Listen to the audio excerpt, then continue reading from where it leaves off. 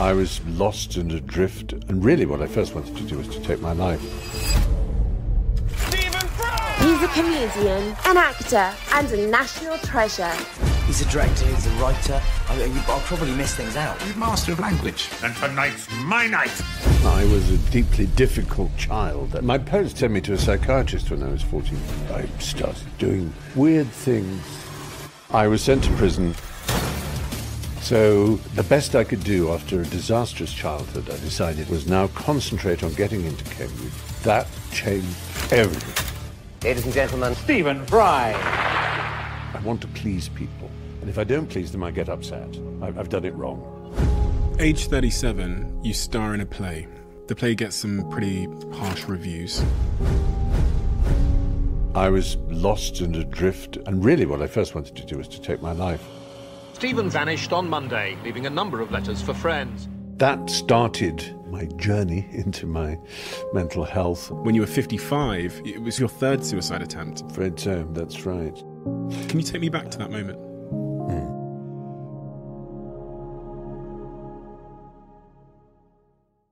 Before this episode starts, I have a small favour to ask from you.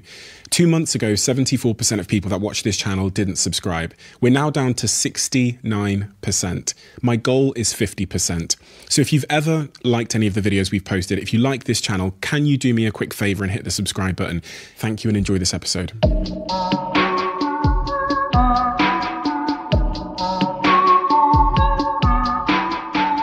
I'm so fascinated by people's foundations, their earliest years, their context, because it seems so apparent that that ends up shaping who we are and who we become and our orientation in life. So as I read through your story in your earliest years, it was an unthinkable roller coaster ride of twists and turns. But what do I need to know about Stephen Fry's earliest years to understand the man that's sat in front of me? Well, to use the language of the time, I was a disruptive, deeply difficult, screwed up child. That's kind of the language they used then.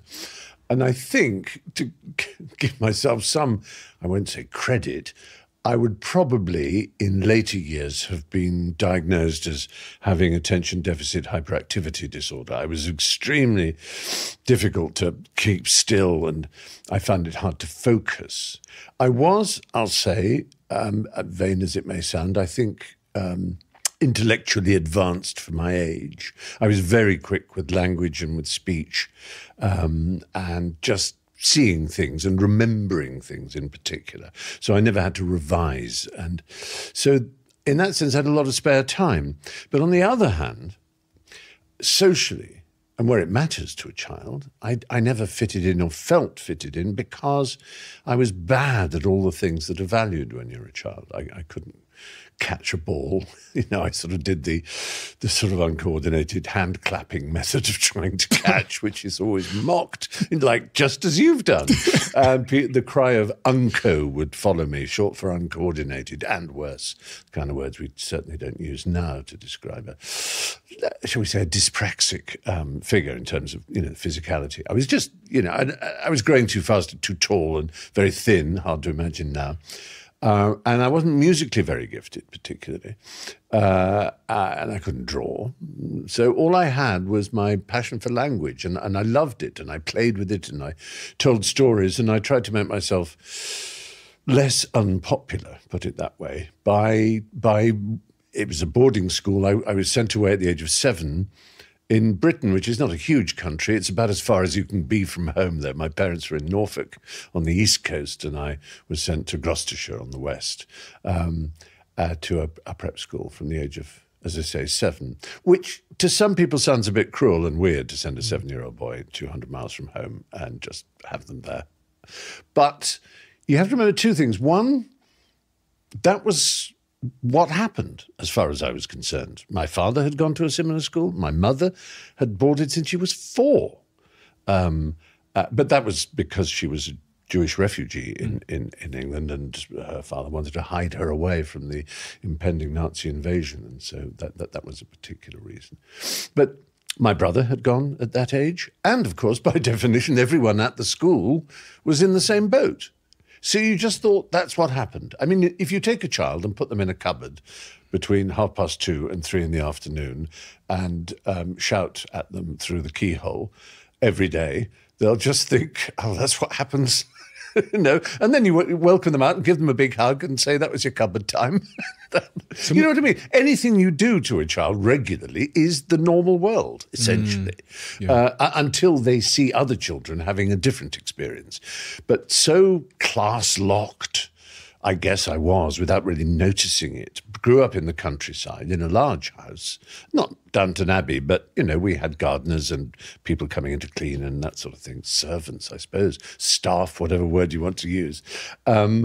And it was deep in the countryside. And the other boys that I knew, very few girls, but I did know girls, and even they went away to school. So all the boys I knew were going away to school, and the parents you met say, when are you going off to prep school then, Stephen? I go, when I'm 7. And they go, very good. And that was it, because I didn't know any other children. I mean, that sounds monstrous, but that's just the way things were. You stuck to your own. It wasn't outright snobbery or anything. It just was, this was the world into which I was born. So you don't really question it, particularly. And through most of my prep school time, age 7 to 13 is a prep school in Britain, I was very disruptive. I passed exams very easily. I tried as hard as I could to get out of any form of physical activity. I gave myself asthma attacks and all the rest of it in order to be put off games, because I just hated particularly rugby and the muddy, cold, horrible things, running and the collision of bodies and bones, and it was just so vile. I wanted to sit and read a book, by the side of the field. And humour, particularly then, as I moved to 13 and went to the big school, the public school as it's known, though, of course, they're not anything but public, they're private. And that was scary because it's 600 boys rather than the prep school's 90. So it's much less of a little nest and much more of a hoo.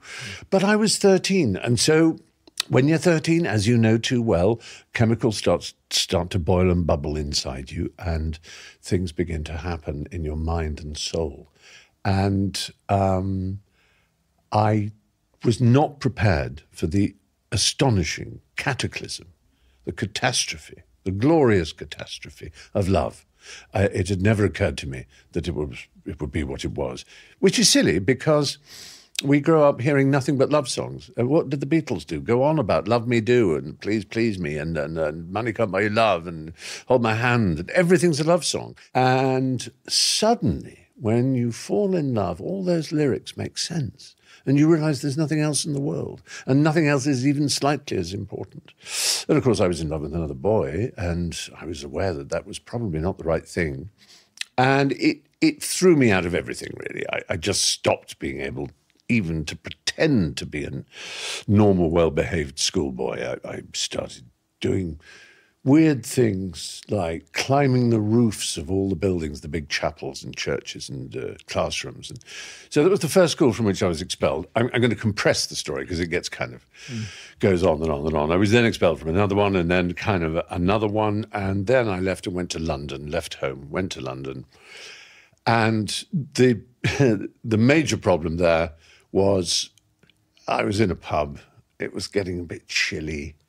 I saw a coat, liked the look of it, half-inched it, stole it, and left the pub, and then discovered there was a wallet in it. Oh, my goodness, and 2 credit cards. So I went absolutely nuts around Britain with these credit cards, staying in grand hotels and buying things and travelling and so on. In those days, they didn't even have magnetic strips on the back of credit cards that you just have to roll them on a piece of carbon to take an imprint. So it was very easy to use them fraudulently as long as you looked vaguely convincing. I was aware, because my father had once lost his Barclay card, that it was the bank that paid, not the poor fellow whose cards I'd stolen. So I didn't feel guilty in that rather pathetic way we do when we try and square our dishonesty. Eventually I ended up in Swindon, of all unlikely towns. I think I was going to meet a school friend, and the idea was going to go to the Reading Festival. So I stayed in the hotel in Swindon, and that's when I got back to my room, having been shopping, and there were a couple of men in the room, which I thought was rather weird. And being used to hotels by this time, I assumed they were like cleaning or maintenance people. I said, no, it's all right, don't need anything. And then said my name, only not my name, the name that was the name of the fellow whose credit cards I had stolen. Let's say his name was Smith. So they said, Mr. Smith. And I went, yes. And they said, Wiltshire CID. Held up there. Oh, Jesus. And suddenly I realised the jig was up. I was sent to prison on remand. I was sent to a young person's institution on remand while they waited. There were 7 counties, I think, that had paperwork that I'd travelled in with these cards that had to be caught up with. You're 18? 17, just turning 18. That's right. Yeah, by this time. So it was interesting because I was reading about your, as I read through those first 18 years of your life, I saw someone with clearly huge intellectual potential, but also, which doesn't seem to be very common with someone who exhibits those qualities, someone who was kind of like rebelling against society, had this sort of, I think in your own words, an addiction to stealing things.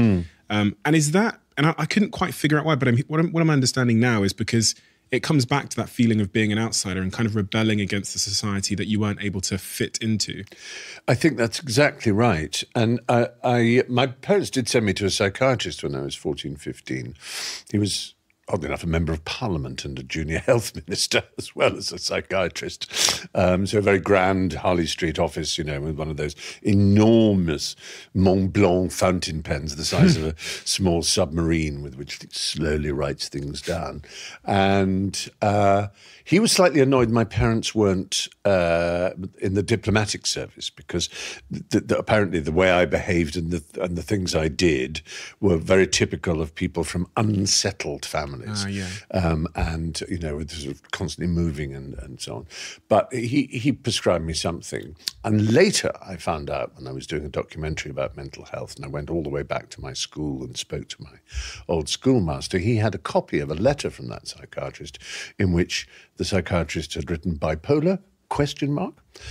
Which I knew nothing about at the time. That was when I was 15. So there was clearly some they recognised there was a mental kink, if you like. 100 years earlier, it would have been called a moral kink, basically. They're just saying he's a bad lot, you know.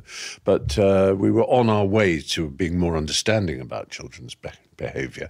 But yeah, it's that whole mixture, my love of literature and stories and wanting to be involved in the world of ideas desperately to learn more and to understand more and to share ideas.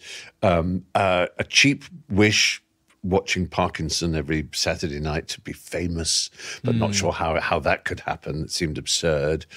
And a deep, like hot lead leaking in the stomach whenever I contemplated my sexuality, this feeling.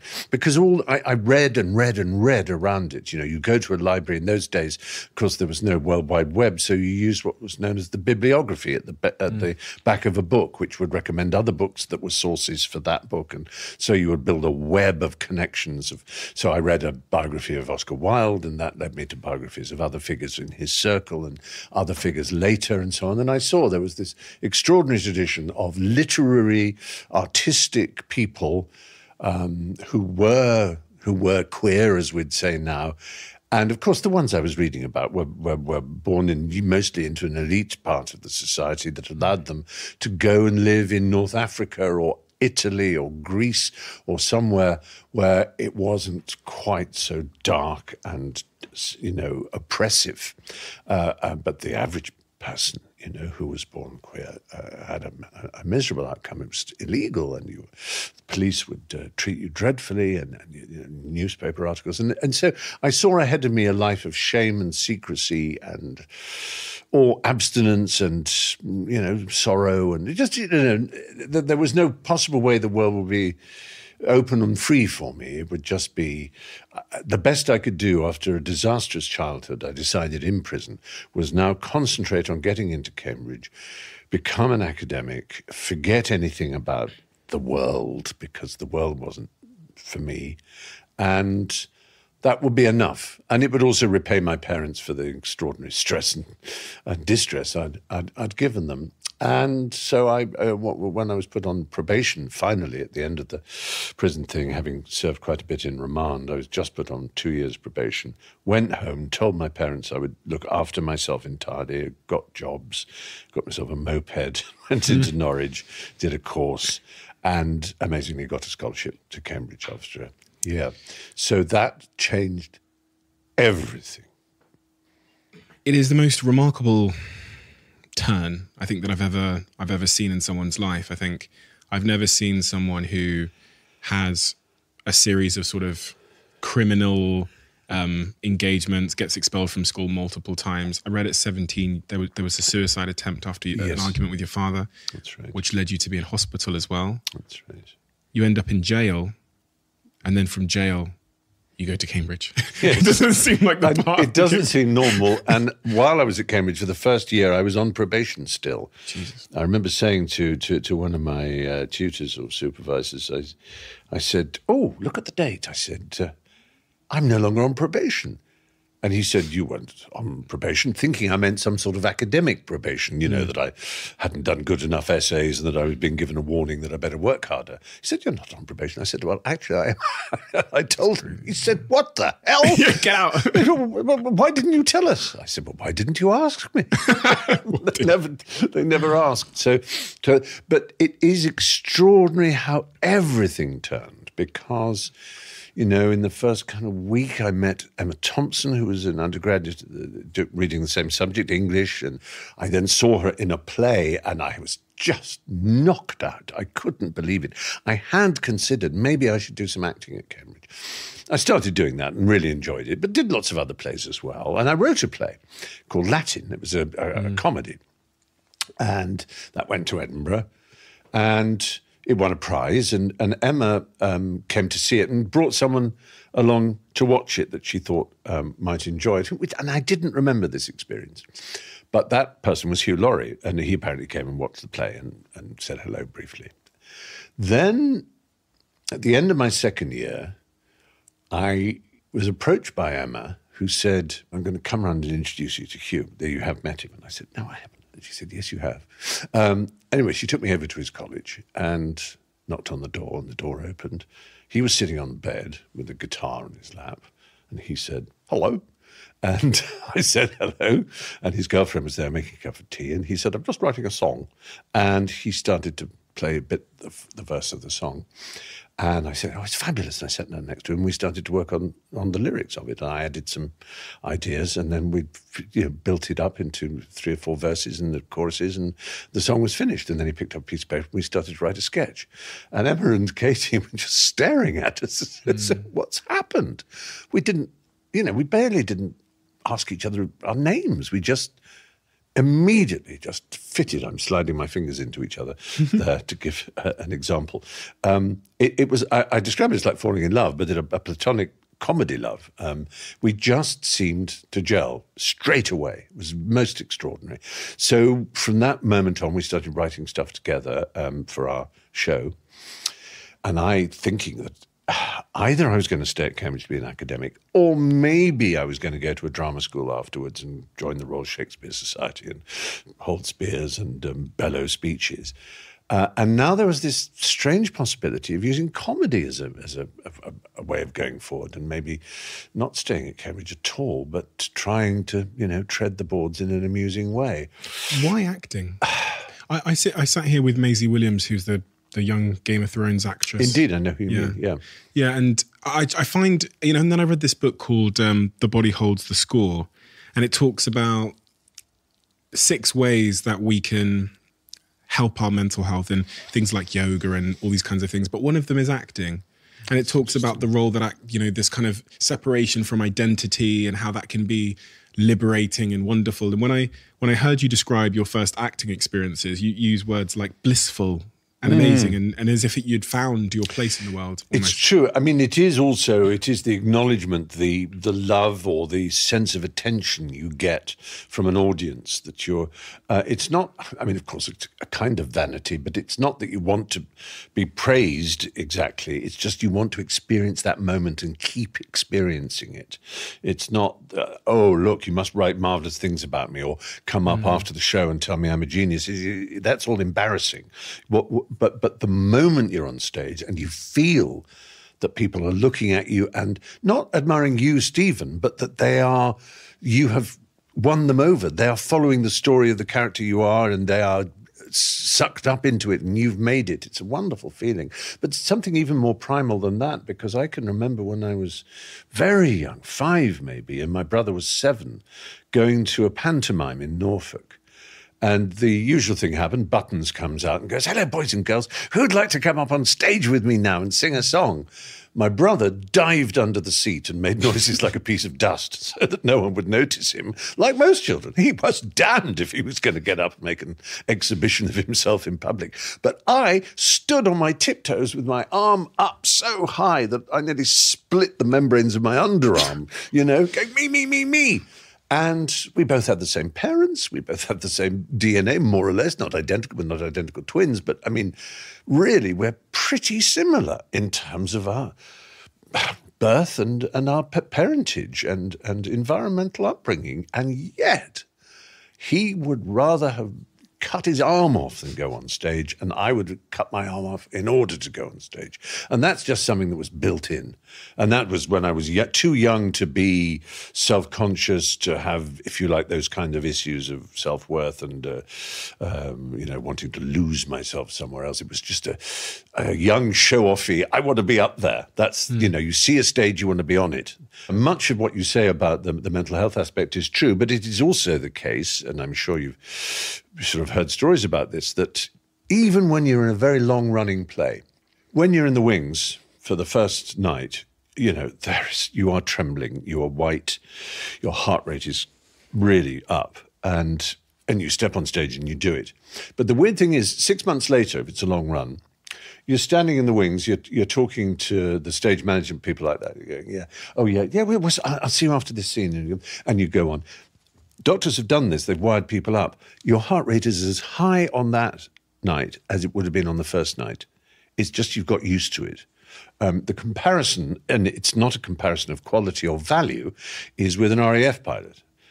Every day they're flying up like that, and they love it. They just made for it. I mean, it's frightening, and they hate to see their companions killed and so on. But the awful thing is when it stops. Suddenly the war's over. Every single day you were in a Spitfire, you were facing death, you were doing such amazing things, and now there's nothing.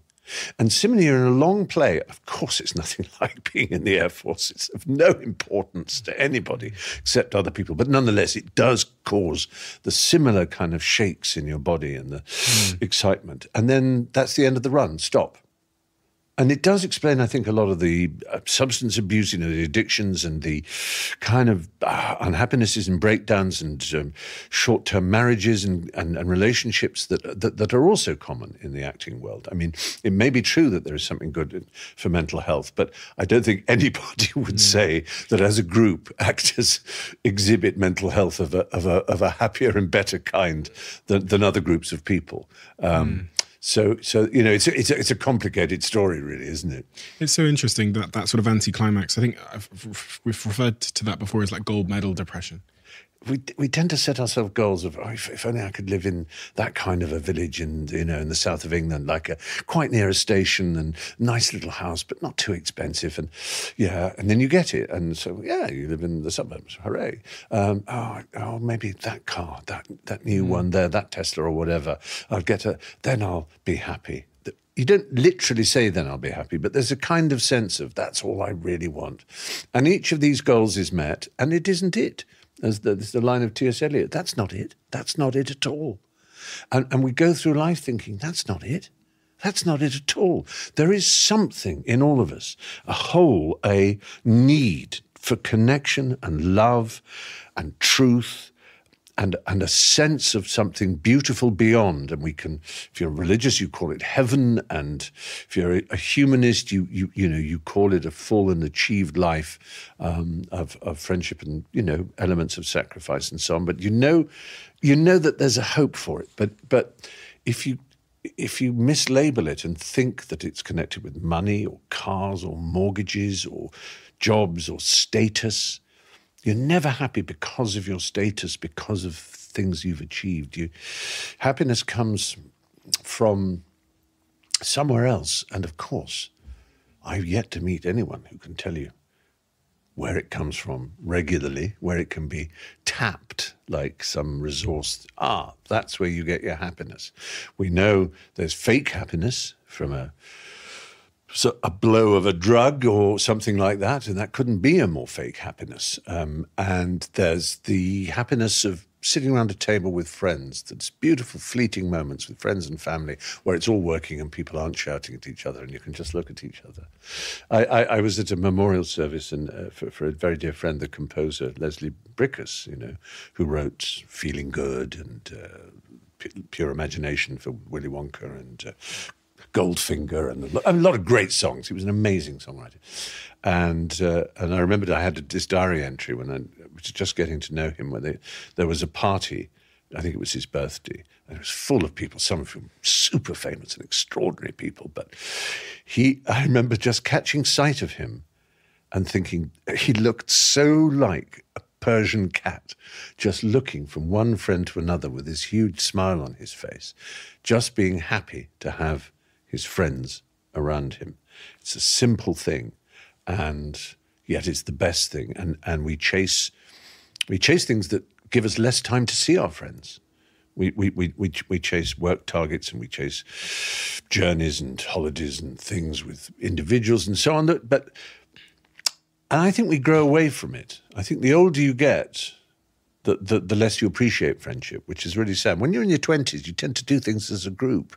You go on holidays as a group because you haven't yet got married and partnered off and paired off. So I don't know if you agree with me, but I do think maybe that one of the jobs of getting older, well, I'm convinced one of the jobs of getting older is not to become gnarled, like a tree.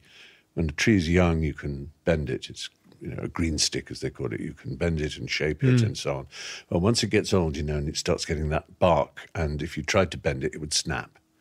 And we become a bit like that. Coming back to the first point you said there about the goals we should be striving for, I found that really interesting. If not striving for a gold medal or this thing or that thing, how does someone, listening to this now, what kind of goals do you think would protect them against that gold medal depression? What kind of orientation?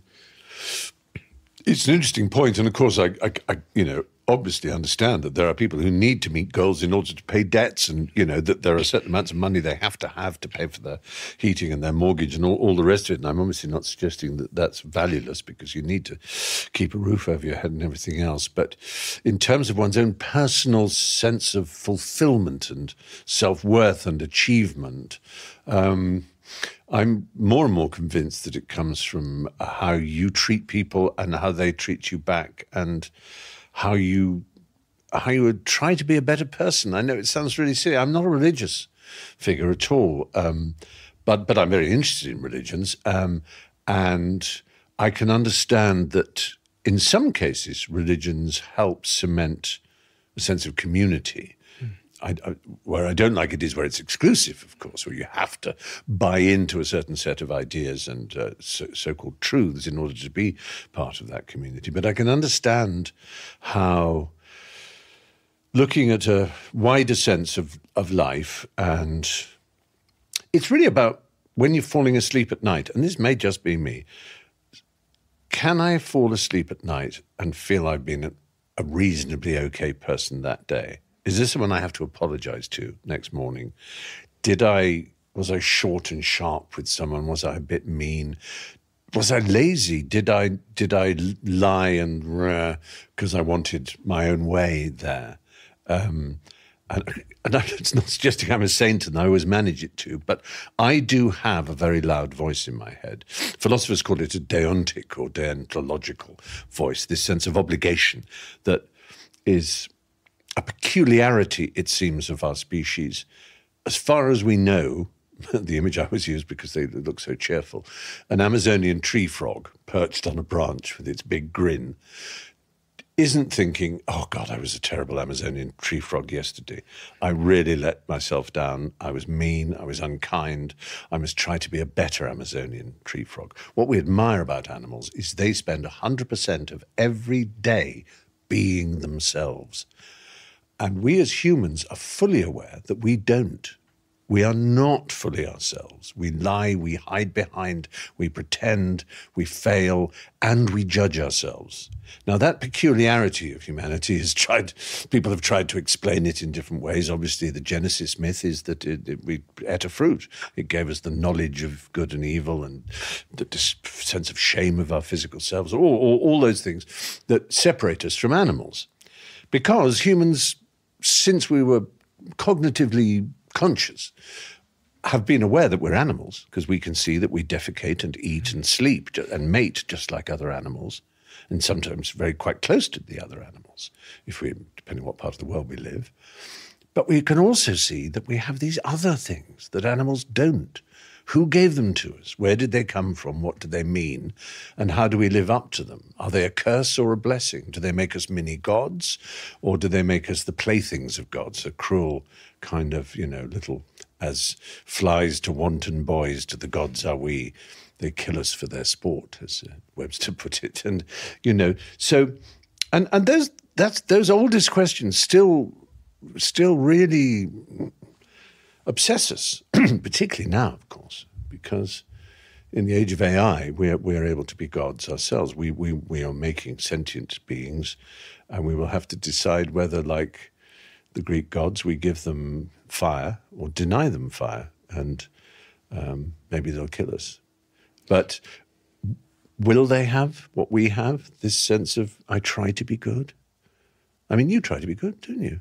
Try my best. Yeah. I fail. Yeah, you fail. Yeah. It's right. And we all like that, but we don't pay much attention to that, and yet it's the most extraordinary thing about us. It really is. And as I say, I'm not a model of moral probity and rectitude of any kind, but I do have that loud voice, and I've always had it. I mean, when my grandfather died, and this is very. And I first learned to play with myself, I was terrified that he was watching me because he died. And I thought, I can't do this because my granddad is watching me, and it's just awful. And in a sense, there you have it in one image. That's what humanity has been cursed with since our birth. The big daddy in the sky is watching you. And it's making you self-conscious, and you're holding back from your true nature because, I can't do that in front of God, And somehow we have to square that and give ourselves permission to be who we were born to be, and allow ourselves to live the full lives that we feel that we're on a journey to, but accept also that we will feel that we let ourselves down and that we're guilty of this and guilty of that. It's very tempting to be more like, someone like Samuel Beckett and the absurdists and just say there is no meaning to any of this. It's absurd. Life is absurd and meaningless. I know very well that in philosophy there are very, very few professional philosophers who believe in free will. But we all live as if free will exists, and we all have to live as if we are accountable for our actions. Otherwise, society falls apart. But if deep down we know that really there is no free will, I mean, the most extreme examples are, in a sense, the easiest to see it. A psychopath is not just a murderer, but it's a murderer who is cunning and who plans coldly their killing. They choose to kill. So you may say they're the most evil kind. But no one on this earth has ever chosen to be a psychopath. It's a condition. You don't. It's like saying, "Oh, he's an asthmatic. We must lock him up." Well, you don't choose to be asthmatic. You don't choose to be psychopathic. In the case of psychopathic, you're harming a lot of people and causing misery. So clearly, we've got to find a way of removing them from the natural orbit of humanity. But it's this. I don't really know what I'm talking about, but I'm having fun. On that point of the psychopath, how possible do you think it is to really change who we are? It's a bit of a strange question, but at our very core, a good question. Past the age of 18, the imprints have been made into our character, our identity, our sense of being, our search for validation, as you've described, and I've seen through your story and mine. How possible is it to change who we are? And are we anybody? Or are we just a byproduct of our sort of DNA and our experiences? That's such a good point. I mean, we are, in that sense, we are a story, and the story is a mixture of different elements. And a story is a myth. It doesn't happen. It's a bit. I'm sure you've read the Noel Yuval Harari, that wonderful chapter where he sort of proves that Peugeot doesn't exist. It's a myth. It has a symbol. It has people working for it, but there is no such thing as Peugeot. There's a Peugeot car, but that's not Peugeot, and so on. And similarly, there is us. Now, if I cut my toe off, I'm still Stephen. I'm just Stephen. I'm missing a toe. If I cut my head off, I'm dead. So obviously, I'm the remains of Stephen. But if I start cutting more and more bits, when do I stop being myself? It's such an extraordinary idea. We're aware of our own self, and unless we have particular problems on the neurodiversity scale, for example, we also fully understand other people's selves, and that they have a self, and that therefore they'll have their own will and their own desire, and the chances are their appetites will be similar to ours. So, if we're both not eaten for a day and someone brings in a tray and there's a cake on it, we'll look at each other and we'll know we each want that cake. We've projected into the other's mind. I mean, in the most simple way, theory of mind shows us that. What that self is, how it can be in any way quantified, it can't be removed from the body, as far as we know. I mean, obviously there are superstitions and people talk about astral projection and so on, but there's no evidence that's ever been done. You can, in a metaphysical way, reach yourself into other people's selves even after you're dead. Shakespeare does that every day to different people reading his sonnets, or Jimi Hendrix or John Lennon does, whoever. I'm reached by David Bowie when I turn on Starman. I feel his self is connecting with me. His art, yes, his poetry, his vision, but also the self. He talks to you. That's what art does. And in that sense, you are immortal. Indeed, that was Shakespeare's obsession. So long as men can live and eyes can see, so long lives this, and this gives life to thee. He was aware that there is a way that we communicate beyond language. The actual sound in the throat of words being said, vibrating the ear, is one way for language to get into us. The other, a very recent invention, only 5,000 years, is reading characters on a page and writing them. But the other way is harder to understand, isn't it? But we do connect with people who are dead, who are away from us, whom we remember, and their self is as real without a body as the self of someone who has a body. So in that sense, there is an immortality, but it's held together by communal memory and by means of communication like print. And if they die, then the selves of the past die as well, don't they? Since you were a young man, at the core of you, what do you think has actually changed? If I went to the very core of you, and I could see it, I don't know, hold it in my hand, what would be different at the very core of you between the age of, 20, 25 and today, let's say? I think I'm much calmer. I think I'm more accepting of things. I feel less need to prove myself. It may not sound like that the way I've been rattling on.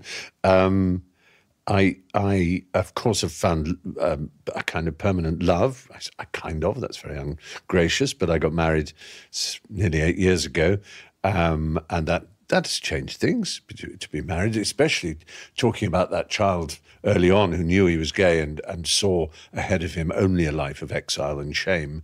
The prospect that I could ever actually be married and live happily, and for it to be of no big deal to anybody. I mean, there must be people, I suppose, in the world who think it's disgusting, but you don't often bump into them.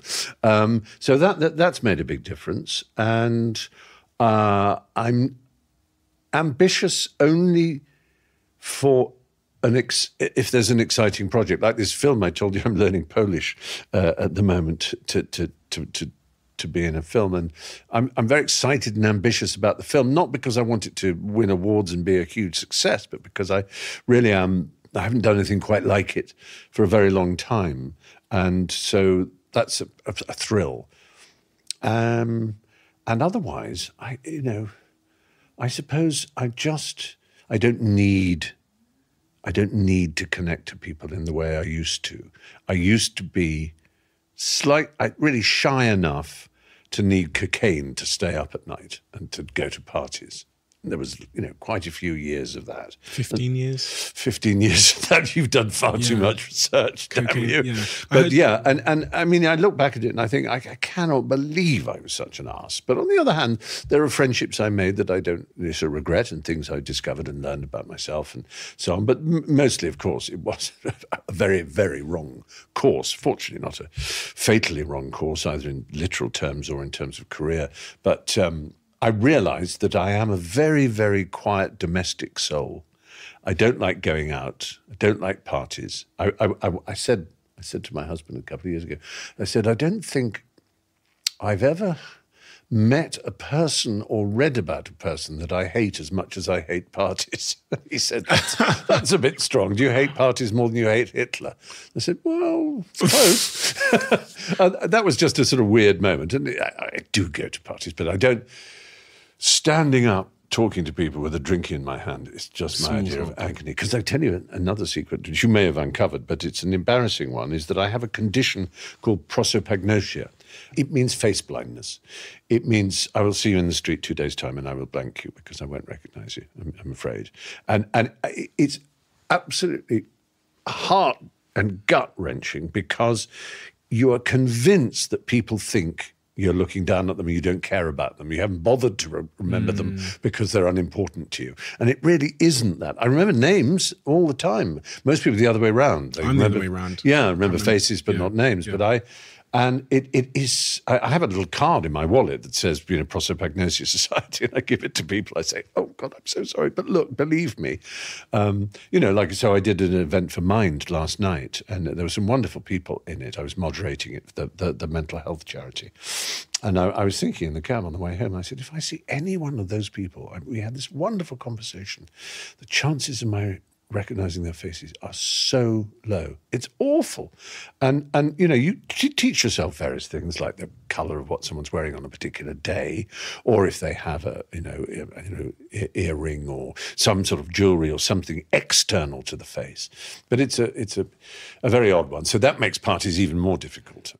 As you know, Intel are now sponsoring this podcast, and last week I introduced you to Intel Evo Platform, the badge of approval for high-spec laptops that pass Intel's own strict requirements and enable you to be more productive on the go. As someone who spends most of their life on the go, it's Intel Evo that really caught my eye when we were discussing this partnership. The idea that Intel gives your laptop the seal of approval for you on all things like all-day battery life, fast charging, and high performance makes my life easier when I'm buying a new laptop, because I know that if it's got that Intel seal of approval, then it's going to be able to keep up with me. They've basically done all the hard work and research for you and confirmed it's going to be able to keep up with your busy life on the go. Head to intel.co.uk/Evo to find out more about Intel Evo Platform. Also, for a limited time, you can currently get 15% off all Intel Evo devices at johnlewis.com.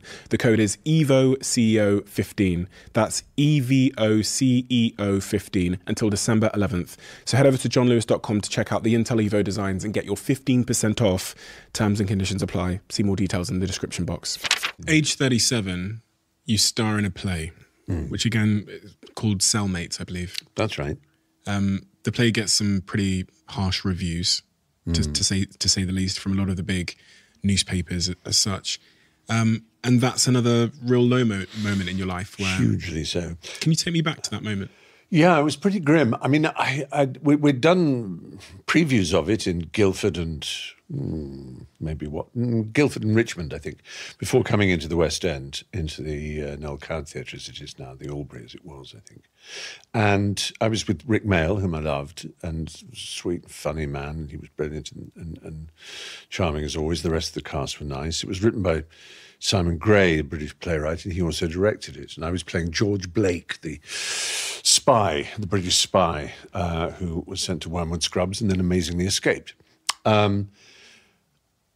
I was never comfortable in the play, and I was beginning to feel lost and adrift and deeply unhappy, and I couldn't understand why. The play wasn't that much of a disaster. I mean, it had good audiences, and they applauded at the end. And some people said, "Yeah, I don't think it's his best play," but it's a lot. It wasn't an absolute catastrophe, shall we say?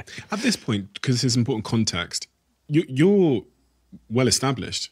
Yes, yes. In writing, yes, in things like Blackadder and Jeeves and Wooster and Fry and Laurie had happened, and my books had been selling. So I was, in the public eye, I was well known. And anyway, one Saturday, there was a Saturday night. I guess the press night had been on Friday or something like that. So we then had a Saturday night. And then on Sunday, there were the Sunday papers, of which I saw some, and some of which were deeply unkind to me. And that did make a difference. I mean, I've said I didn't go just because I didn't like the reviews. It wasn't entirely that. That would have been a bit weak, and certainly was a weak thing to have done anyway. But it was a whole concatenation of something wrong in my head. I just suddenly saw myself as in the wrong place, doing the wrong things, and I wanted to get away from everything I knew. And really what I first wanted to do was to take my life, and I did run the car engine in the lock-up garage of the flat where I was in London, and then realised it was a catalytic converter and that it wasn't really going to do much harm to me, and then there was stuff of it and I was just coughing a bit. And that's quite a significant decision to make following... I know. I just wanted out, really. That's it.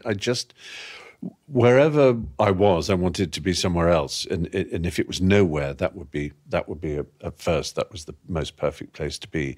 I just didn't see as anybody listening who's had the misfortune and the terror of considering taking their life, suicidal ideation as it's known in the trade, they will probably concur with me that there comes a moment where you just start saying to yourself, "What's the point?"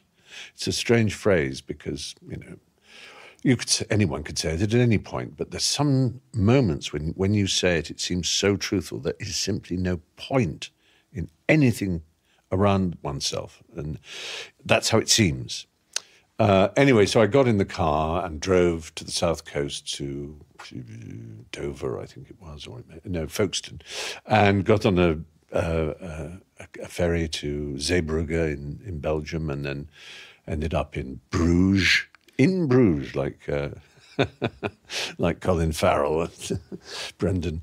And I then wandered a little further east into Holland and then into Germany and Hanover and Hamburg. And you didn't tell anybody you were No. And this was 93 or so. There was no World Wide Web as such. It was just beginning to happen. Tim Berners-Lee in Switzerland was beginning to develop the World Wide Web. But there were these things called commercial online servers like CompuServe in America Online, rather than direct kind of internet connections. And I had been connected to those for some time, and I'd taken my computer with me, I guess. So I was in a hotel in Hamburg, and then I got a message from my friend Hugh, who said, "Old fellow, you must come home. Be in touch at least." And so I kind of sent him an email on this CompuServe thing, and I agreed that it was nonsense. I had this in my head, this idea that I would go up from Hamburg and Hanover up Schleswig-Holstein, which is the border with Denmark and go up into Denmark. And somehow in the north of Denmark, I would sit on a rock in a thick white pullover with a pipe clenched between my teeth, writing impossible poetry and teaching English to Danes and be forgotten, and just live the rest of my life there. Total fantasy. But no, Hugh said, come on, it's fine. Come home. We really want to see you. Everyone wants to. And so I drove back overnight to Amsterdam, and my father had got a flight to Schiphol, and we met in a hotel in Schiphol, and then got a flight, little aeroplane back to Southend. What did you say to your father that day in Amsterdam when you met him? I said, you've spent your life getting me out of terrible and embarrassing holes, and this is probably the worst of them. And he said, no, it isn't. It's fine. It's all okay. And he was just wonderful. I watched a news report of your absence. Really? Yeah, I watched it upstairs before we had this conversation of I think it was maybe BBC News or one of the big stations reporting that you had you were basically missing. Yeah. A big picture of you on the screen and saying that you had, the way that they'd framed it obviously is they said you did this play, they showed some of the headlines, some of the reviews, and they said Stephen Fry's vanished. Oh my God. And everyone was very... Of course, I never saw any of that. I did see a photograph someone sent me years later of police on the roof of my house in Norfolk, which was slightly disturbing, looking for signs of me and obviously feeling the worst. Oh, it was a strange event. But in some ways it was a cleansing or a necessary step, I suppose, because as a result of it, I went to see psychiatrists and started to try and work out why my mind was taking me into such impossible dark places, or, when I had so much to be thankful for. I mean, what the hell? I had enough money. I was well regarded in my profession. Why should I have come to such a crisis just because someone didn't like my performance in that play? It's not really good enough. And I'm not that hypersensitive. So that started what I suppose we have to call my journey into my mental health. And a few years later, can't remember when, well, quite a few years later, probably about 8 or 9, if not 10 years later, I made a programme at the BBC, or two episodes, I think it was, called The Secret Life of the Manic Depressive, in which I tried to explore this peculiarity of this darkness that can shroud a mind so completely, but also that is part of an illness that I hadn't really understood. I'd heard the phrase manic depression, and I'd never really heard the word manic. Manic depression is two illnesses. Depression, which is a dark, depressed, lowered, as in depressed state, and mania is an elevated state of energy and full of bounce and vigor and a desire to communicate with people. And depression is the exact opposite. You just want to lie in bed and pull the duvet over your head and never speak to anybody. Whereas when you're in a manic state, you're always on the phone boring people. So there are two poles, and hence it's also known bipolar. There's the one pole of mania, hypermania, and the other pole of a depressed state. And so I wanted to find out more about it, and that's where I went back to school and discovered that the psychiatrist when I was a boy had written bipolar ? And I discovered that so many people lived with this problem. And I also discovered something quite extraordinary, because I asked everyone I spoke to, I did a little button with my finger. I said, I'm drawing a button on this table with my finger. If you press this button, you will never get a depressed episode again, one of those awful, terrible depressed episodes. But nor will you get a manic episode, one of those heightened, elevated, jubilant episodes. Do you want to press the button? And almost none of them wanted to press the button. And it reminded me of a thing that W.H. Auden, the poet, had written about, don't take my devils away, or my angels will fly away too. And I don't know whether that's a true thing, but it's a fear that we have inside us, that even an illness like manic depression and how serious it can be is part of us and gives us a secret power, gives us something extra. It's dangerous because it is highly... The word doctors use is morbidity. In other words, people, especially if it's undiagnosed, if you start finding that you're crashing in moods and becoming miserable, and everyone's finding you a pain in the arse, or you're absolutely wild and full of crazy plans and, buying things, going on shopping sprees or being sexually exhibitionist or inappropriate. But people find that even more annoying. And if you don't know that it's actually an illness, then you just mask it with alcohol and narcotics of one kind or another. And they mask it pretty successfully, but they have their own problems, to say the least. And people can then slide down and leave their families. Their families can no longer tolerate their substance abuse, for example, and they end up on the streets. And then there's a lot of discovery for them to know that they first have to get off the substances that have been masking the problem, and then to face the problem. And it's a really, as we know now, a huge endemic problem, it seems, in our culture and country. Amongst young people, it's expressed with a rash of self-harm that is just so upsetting to see children hurting themselves. And if you ask them why they do it, it's always the same answer. It's to displace the other pain inside them. It's because the pain in there is worse. So you do that to take away from it. And that, for a child, is just heartbreaking to imagine. Post-diagnosis of manic depression, what were you advised to do, and what did you do to make life better, with the understanding now and the awareness that you had this condition? Well, firstly, I went on a sort of exploratory journey of medication.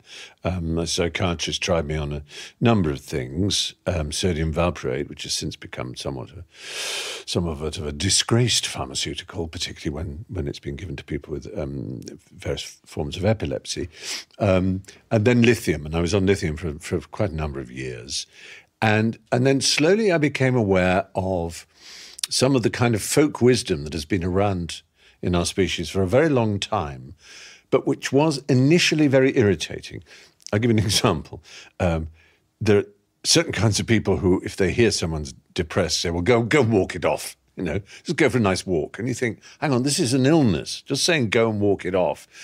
And yet, once you've confronted it, and once you've tried to control it, once you've understood what it is, a chronic condition, i.e. a bit like asthma or diabetes, something that's with you and that may not go away and may come back again and isn't necessarily under your control, you then do discover that there are therapies in life like exercise, gardening, making music, knitting. I mean, it doesn't almost matter what it is.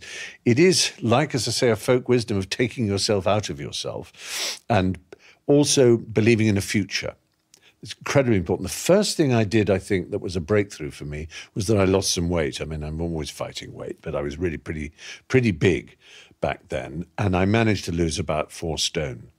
Now, it's not that losing 4 stone is in itself a vast achievement, but it tells me that I can control some part of myself. My physical body is not a rogue that will just do whatever it wants to do. I can say, no, I'm going to make you a bit sleeker. And if I can do that with my body, maybe I can do things with my mind. Maybe I am, captain of my soul, master of my destiny, and all of that.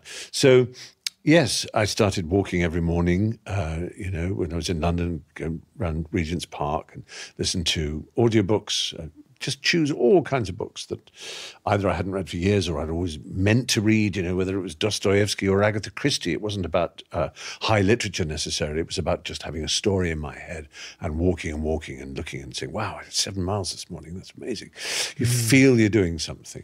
So it's really been a slow process of allowing myself, I suppose, to be who I am and not to fight for my place at the table. I suppose I've accepted that through immense good fortune, I am where I am. I don't need to say yes to everything that I'm asked to do. I don't owe it to to myself to have to work all the time.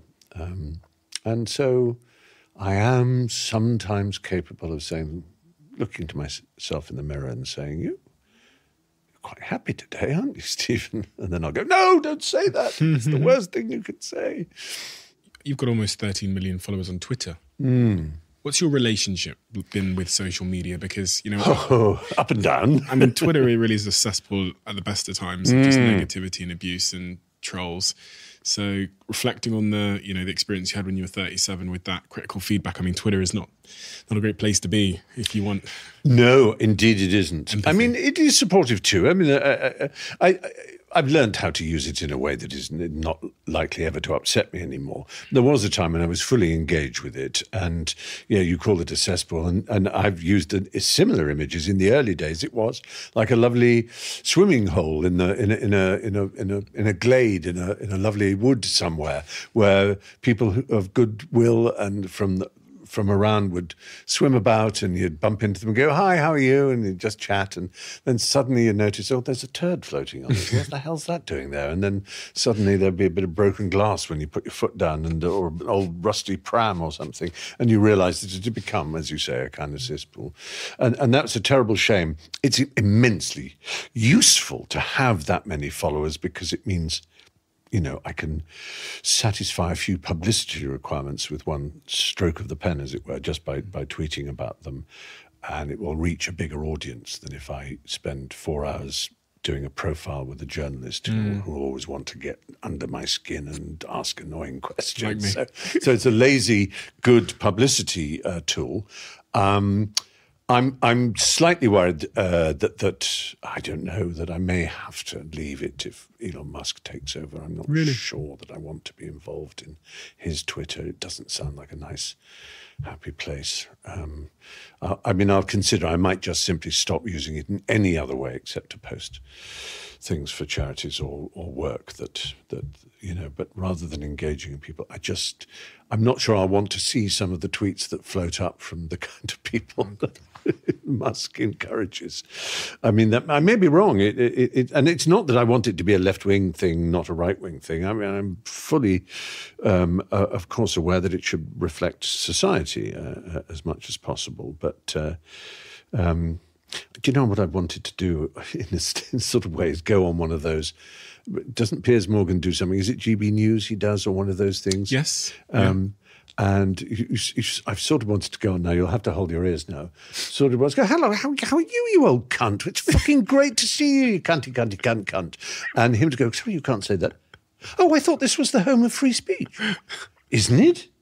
I thought this is the fucking home of cunting free speech. But it isn't.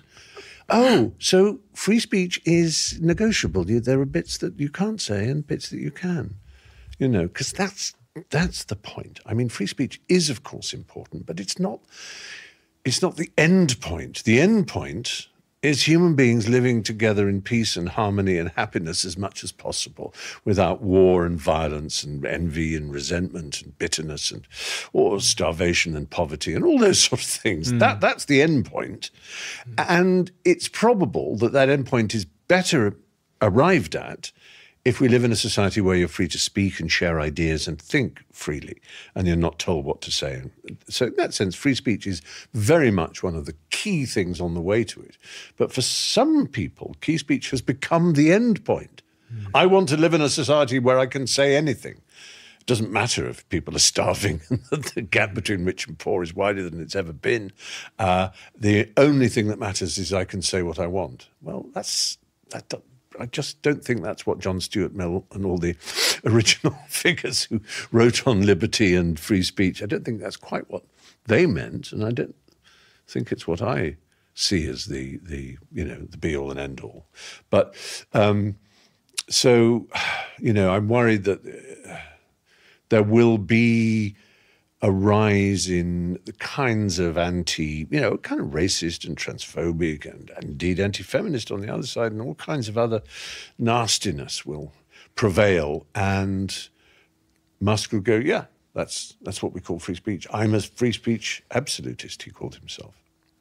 It is concerning. It is concerning generally. I've made the decision that I don't tweet. So I just post the podcast when it comes out, and that's it. Yeah. Because, you know, it's a losing battle. You referred to like pieces of shit floating past in the once lovely lake, and then a piece of glass. I'll end up having an argument with a piece of shit, or a piece of glass, and I just don't want to. I think what I think of is like if at school you're captain of the chess club and you put the team up on the notice board and you pin it up on the notice board and you then go away.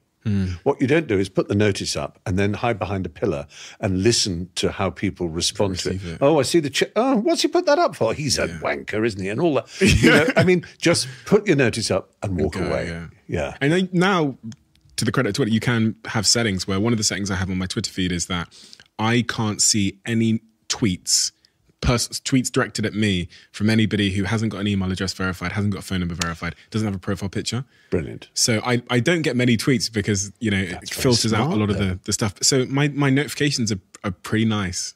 They're pretty straightforward. And it's because in the past it has been a distraction. I don't want to fall into holes, you know, and spend hours of my life wasted trying to chase down a troll. Yeah, exactly. With this journey of mental health, I know you're the president of Mind, I believe, which is a phenomenal charity that everybody probably knows for the work they've done and the important work they've done over the last decade as mental health has risen in public sort of consciousness. Yeah. One of the things that I think about a lot is how the battles we fight for our entire lives, there's sometimes a frustration around our inability to cure ourselves of those things. So, you know, I sit here with people or I speak to young people and even in my own life, I've come to realize that a lot of my like real deep battles, maybe there'll never come a day where they're cured. With my traumas, these, you know, the ways that I react to certain things, my triggers, maybe they'll never be cured. And as I read through your story, even up until 10 years ago, I could see that you were still having moments of real lows, real depressive lows. You know, I listened to, I think, a podcast episode you did where you said when you were 55, it was, I believe, your third suicide attempt in your life. Yes, Fred, that's right, yeah. No, I think, I mean, it is in that sense what doctors call chronic, like asthma. You can, you know, have an inhaler on you and usually be sort of safe and you know what you're allergic to, what triggers an asthma attack.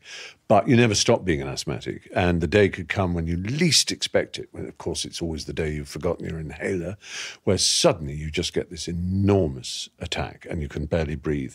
And it might have been 10 years since you last had such one. I'm sure anyone listening who has lived with asthma will know what I mean. And it's a bit like that with you know, you've at your peril, do you think you've conquered it?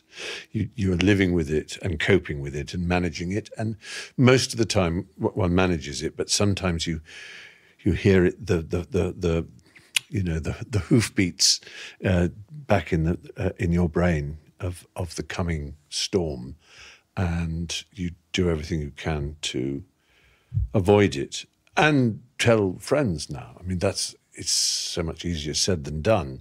I have a theory, I call it my genital wart theory, is we all say how important friends are. Gosh, we need friends. Friends are the people you can say anything to, aren't they? But actually they're not. If you had a genital wart, you wouldn't show it to your best friend. You'd say, oh, Tom, here, have a look at my plum teeth. They would go, shut up. Similarly, you wouldn't show it to your mother, you know, or to your sister, you know, and that's family. But you show it to a stranger, a doctor. So can you look at this and tell me if it's normal or all right? And they'll go, oh, that's fine, don't worry. And you feel okay. So if that's true of some little physical part of yourself, it's also true of the mental part of yourself, that although you have family and friends who are supposed to be there for you, it's actually very difficult, even though you know it's the right thing to do, to share with them what you're thinking. It's very hard. And they'd be upset nearly always when you have a crisis. If it gets as far as suicide, obviously even more so. But they say, why didn't you come and tell me? They're actually angry with you. You know I'm there for you. Why didn't you come?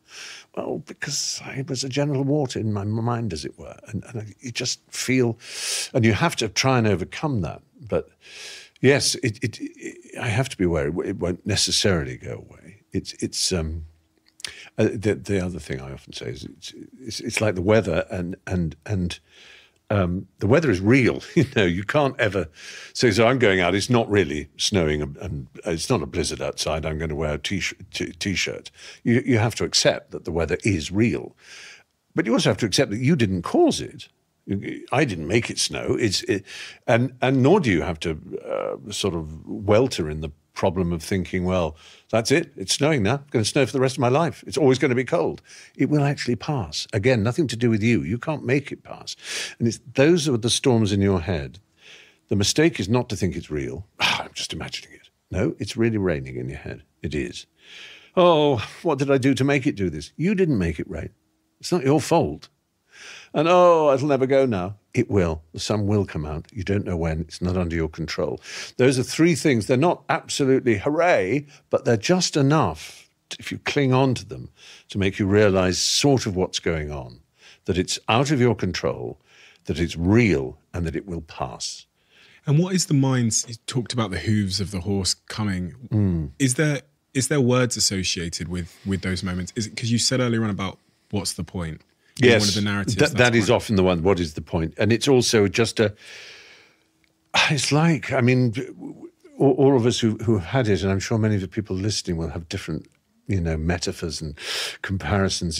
It is like something being sucked out of your sort of energy, sucked out of it, and that you feel drained and you're convinced your face has gone white. And sometimes you look in the mirror and it has gone white. There has been a physical response to it. You're utterly white. And people who love you and know you well see it in your eyes straight away. So my husband will say, "Whoa, what's the matter?"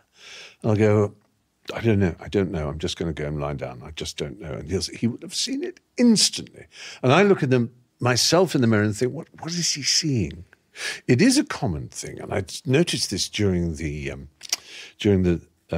documentary. If you take a magazine and cover half your face and look at your right eye, and then cover the other half and look at your left eye, or even take a photograph in that way and then look, it's amazing how I found people who've had mental health histories that have not been happy often have a more extreme difference in their left and right eye. Then if you look at my left and right eye, one is rather cold and calculating, and one is warmer and friendlier.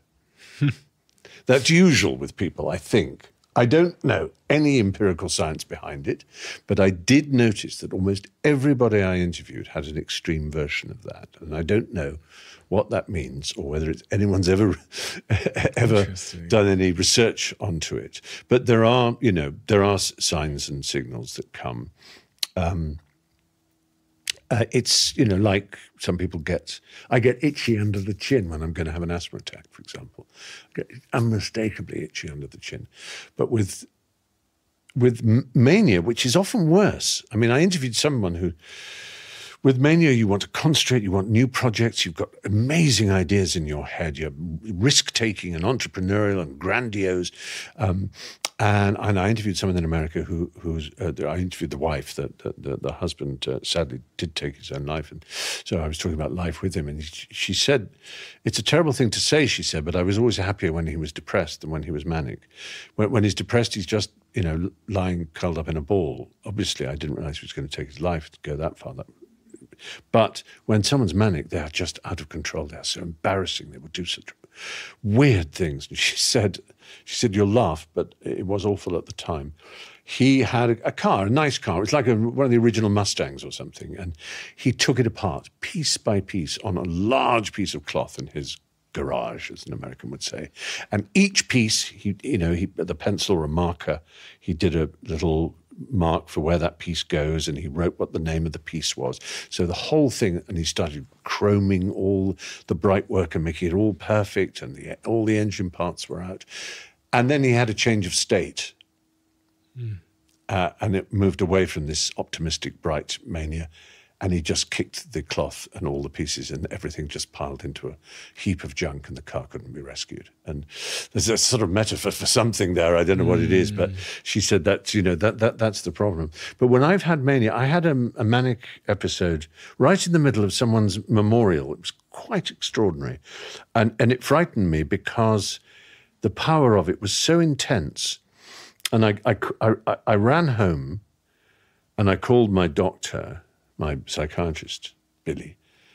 And I said, Billy, I have to tell you, I've had visions, and I feel the closest I can describe it to is like Joan of Arc. I feel irradiated by some extraordinary power and light. It's the most extraordinary thing, and I just don't know what I'm going to do. He said, I'm coming round. He came round and he said, this is a very dangerous day. He could see me. And I I'd started cooking and I'd started tidying. I'd done 3 different jobs. And the cooking thing, I'd done a plate with quail's eggs, halved, so elegantly around the edge of the plate. It was so beautiful. Everything was amazing. I said, I don't know why you've come, Billy. I have never been happier and more in charge of myself. He said, no, you're not well. You are really not well. I can see you. He said, your eyes are absolutely kind of off the scale, and I want you just to take this. And he gave me some, what was it called? It'll come to me. And it sort of calms you down. It's an antipsychotic, essentially, I suppose, or an anxiolytic or something like that. That was one of the more extreme manic moments I'd had, and actually was pretty frightening because it took me a long time to get down from it. And I am the last person in the world to say that they feel like Joan of Arc, like someone who has had some extraordinary transcendent, religious experience. But that's how I felt. You've accomplished so many unbelievable things in your career, in spite of all of these struggles that we've talked about. The list is actually too long for me to even. Wouldn't know where to start. As I look down onto this little iPad in front of me at all of the milestones, the books, the roles you've played, the scripts you've written, etc.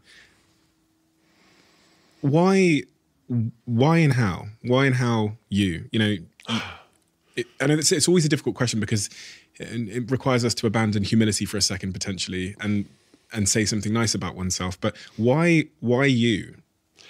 I think the first reason, and it would be the same if you spoke to a certain kind of musician, is because I write. And I have always written. Since I was a little boy, I used to write stories. And when I then was at Cambridge and there was this thing of comedy, it was natural, as with Hugh and on my own, to write monologues and sketches, to perform. And because I'd written them, I sort of wrote them for myself to perform. But the writing was at the bottom of it all. And then acting jobs on their own came along, which I didn't write or other people wrote, or I could just sort of add bits of writing to. But I was always a writer. And if you look at musicians, the reason we venerate Bowie and Elton John and, Leonard Cohen, whoever it is, they write their music. Doesn't matter how fantastic their voices are. Yes, we love Nat King Cole or someone who is just a beautiful voice, but the pantheon of great artists are those who create their own work. They write it.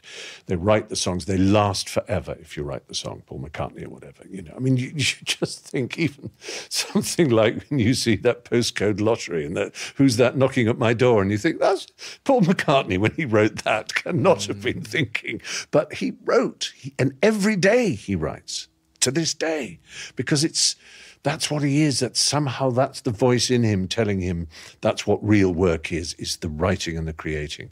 And I love acting and I love presenting and reading audiobooks and things like that. Immense fun. But the real work is always sitting in front of the blinking cursor and writing things. And everything else is...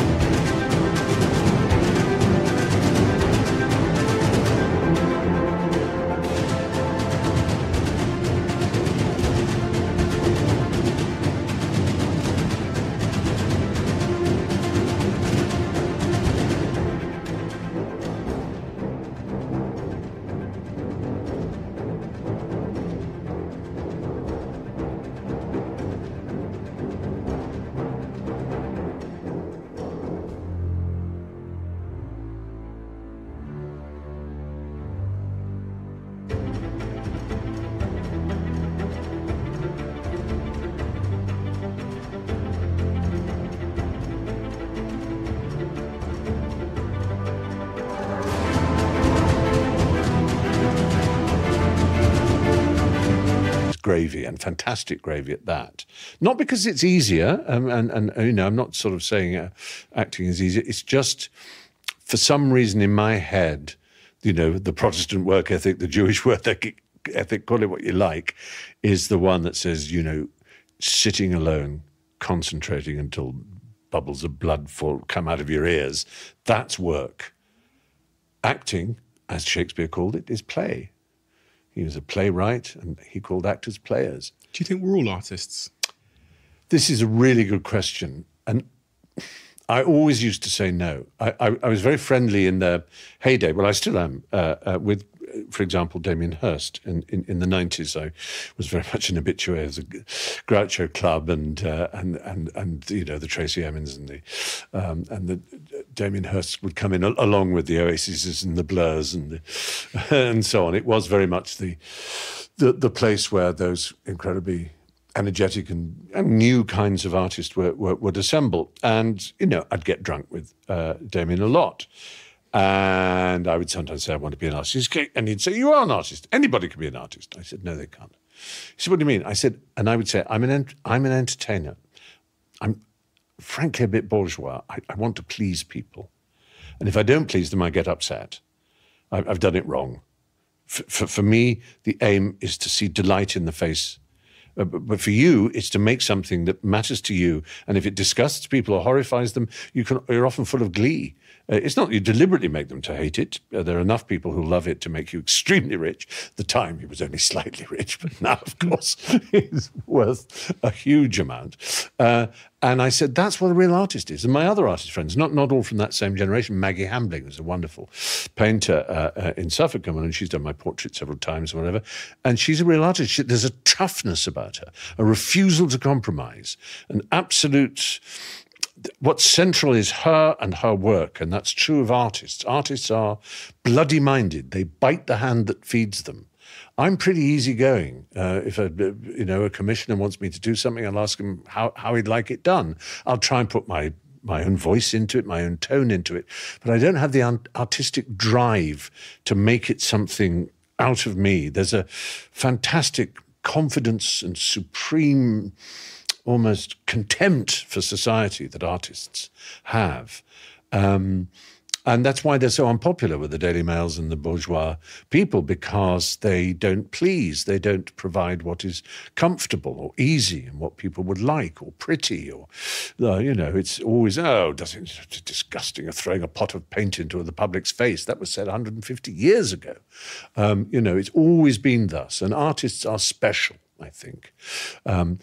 I like makers or craftsmen, artisans, who make beautiful things, whether it's shoes or, Tom Daly knitting a nice pullover, whatever it might be, is a beautiful thing to see. But art is, to me at least, and it may be a part of the kind of education I've had and that has privileged art above all things, but art is special to me, and it has a special place and does special things. It usually very simple. And that's the genius of an artist. We die. We, the flesh, this case we have, dies and rots. And we know this. And mostly we don't particularly like to be reminded of it. Artists find it the most fascinating thing in the world. So even if it's Van Gogh with showing the petals falling off the sunflower, there's death in there. And as for Francis Bacon and indeed Damien Hirst and almost all painters, they paint death. They paint the truth about what we are becoming. And painting is sometimes the last bastion against death. I'm going to make something permanent because everything else dies. That's, again, that's Shakespeare's sonnets, This will last. Everything else will die, but this poem will stay here. I made something permanent against death, decay, entropy, all the horrors of the universe that drag us down. My nipples are dropping 2 inches every year as gravity takes hold, and it will for all of us. And art keeps them propped up, if you like.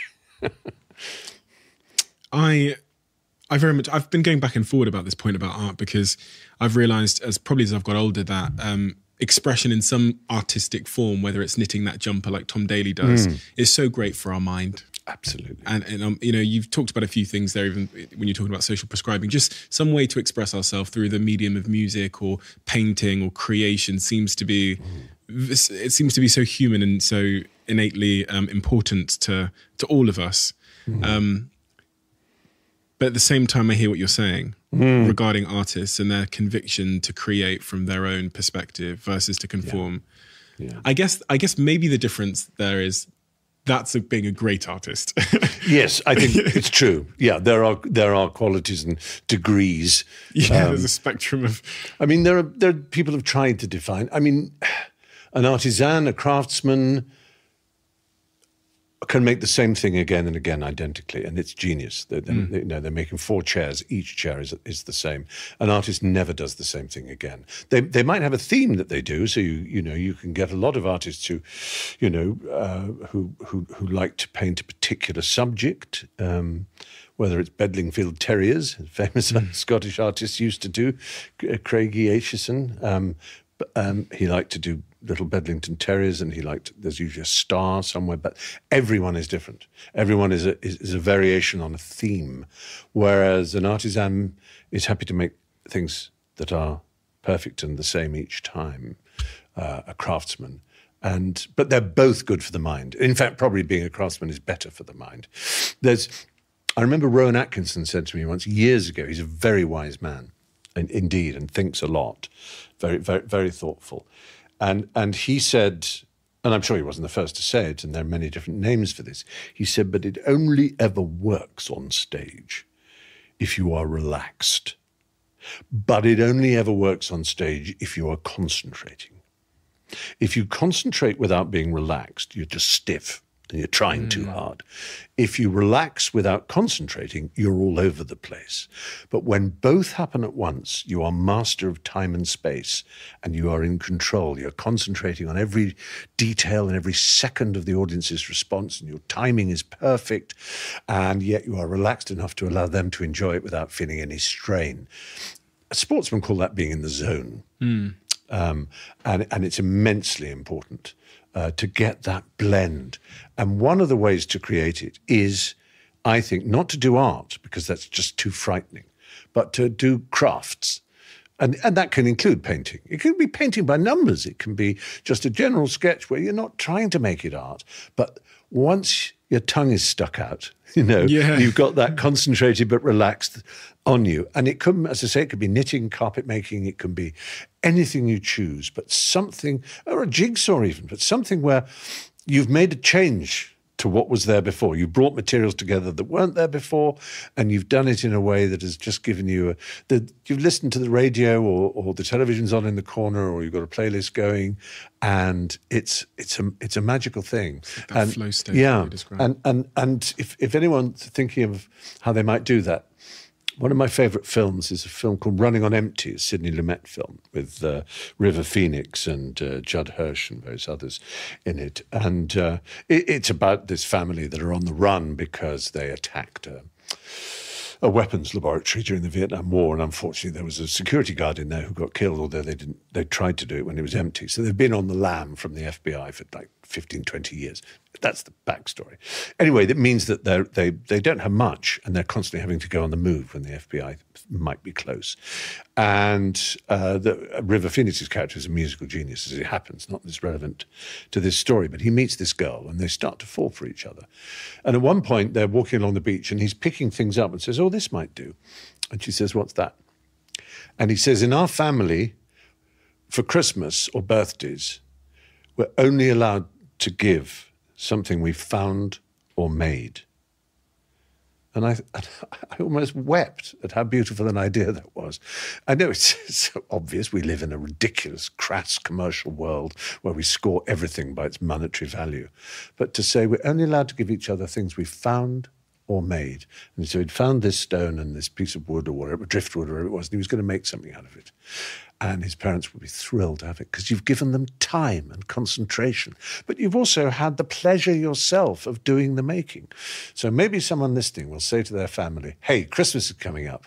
We're only allowed to give each other things we've found and made." And especially at a time of financial crisis, who wants to go into this slightly sick-making nonsense of just going into shops and spending vast sums of money on shiny things, and when you might just find a piece of driftwood or something that looks like a hedgehog and turn it into a pipe holder or a soap dish.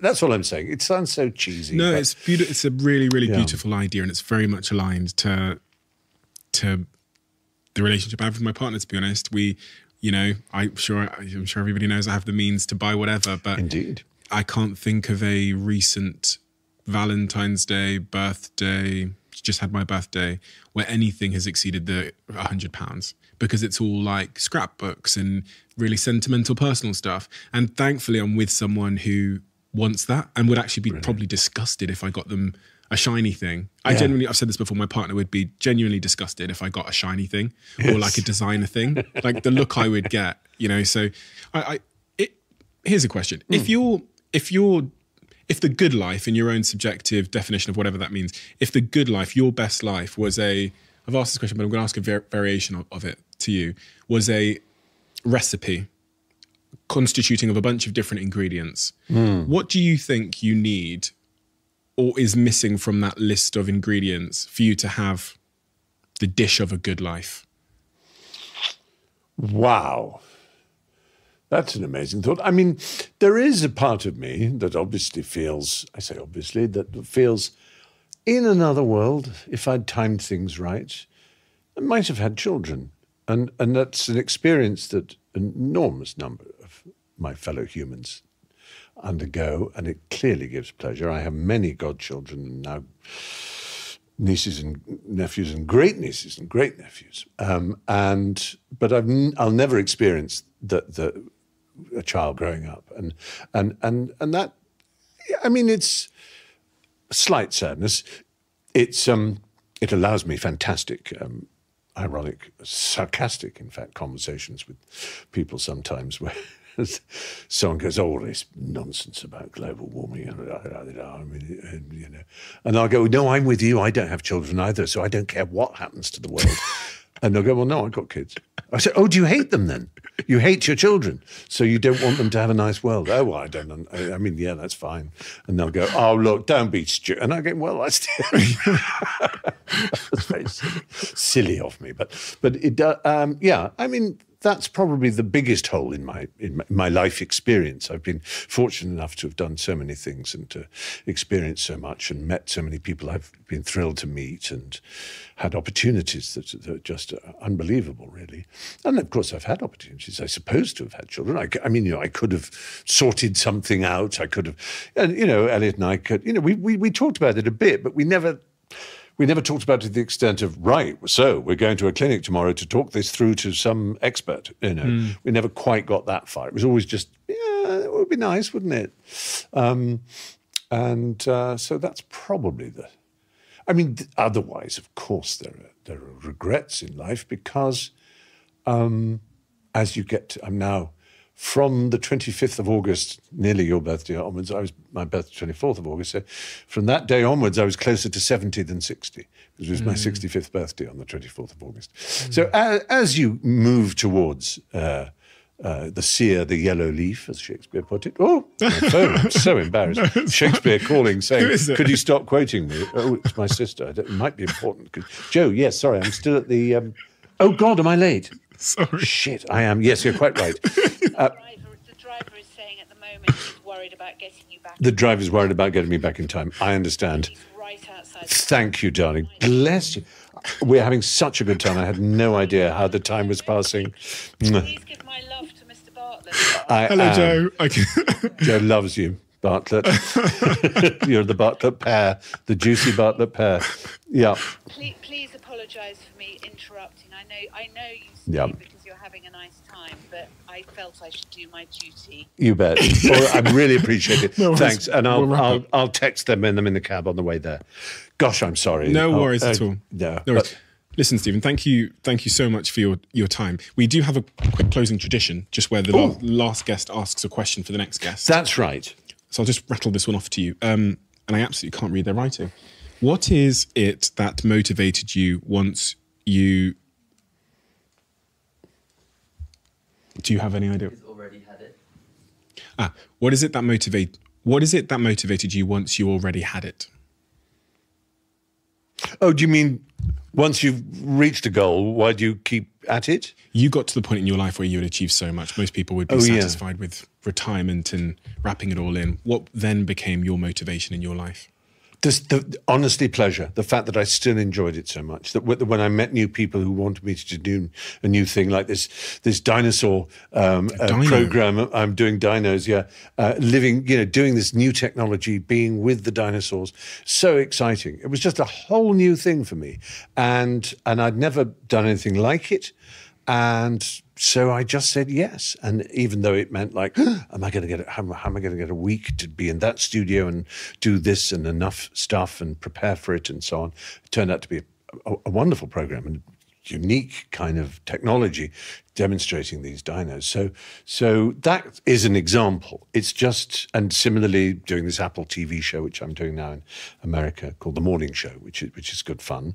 And, just occasionally it's the thrill of the variation, So it's the variation between doing a documentary and then suddenly having to spend 4 or 5 months just working on a book, and then doing some slutty piece of TV or film with big stars in it, feeling like, ooh, I'm in Hollywood, It's not that I'm calling The Morning Show slutty, because that's the least slutty thing I've ever done. I've actually had the privilege of seeing all of the above, other than your upcoming movie, which hasn't been shot yet. But when I saw dinosaurs, it brought me right back to my childhood and watching Jurassic Park with awe, and as if I was stepping back in time to a place in our history. Thank you so much for your time, Stephen. I really appreciate it. You're someone that I've admired. A real pleasure. And do I have to leave a question for your next guest? If you could, that would be amazing. I'm going to give you the book, The Diary of a CEO. Thank you, Stephen. Quick word from one of our sponsors. I've got a tip for all of you that will make your virtual meeting experiences, I think, 10 times better. As some of you may know by now, BlueJeans by Verizon offers seamless, high-quality video conferencing. But the reason why I use BlueJeans versus other video conferencing tools is because of immersion. Their tools make you feel more connected to the employees or customers you're trying to engage with. And now, they're launching one of their biggest feature enhancements to impact virtual events so far, called BlueJeans Studio. I actually used it the other day. I did a virtual event using the studio, which I think about 700 of you came to. TV-level production quality, all done by one person with very little technical experience on a laptop. So if you've got an event coming up and you're thinking about doing it virtually, check out BlueJeans Studio now. Let me know what you think, because I genuinely believe, I know this is an advert and I'm supposed to say this, but I genuinely believe it's the best tool I've seen for doing really immersive, simple but high quality production virtual events. For many years, people have been asking for a coffee flavoured Huel, and quite recently Huel released the iced coffee caramel flavour of their ready-to-drink Huels, and I've just become hooked on it over the last couple of weeks. I've been on a really interesting journey with Huel, which I've described and talked about a little bit on this podcast. I started with the berry ready-to-drinks, then I moved over to the protein salted caramel because it's 100 calories and it gives you all of your essential vitamins and minerals, but also gives you the 20 odd grams of protein you need. And now I'm balanced between them both. I drink mostly the banana flavour ready-to-drink. I've got really into the iced coffee caramel flavour of Huel's ready-to-drink, and now I'm drinking that as well as the protein. Make sure you try the new ready-to-drink flavours. The caramel flavour is amazing, the new banana flavour as well is amazing, and obviously, as I said, the iced coffee caramel flavour has been a real smash hit. So check it out. Let me know what you think on social media. I see all of your tags and Instagram posts and tweets about Huel.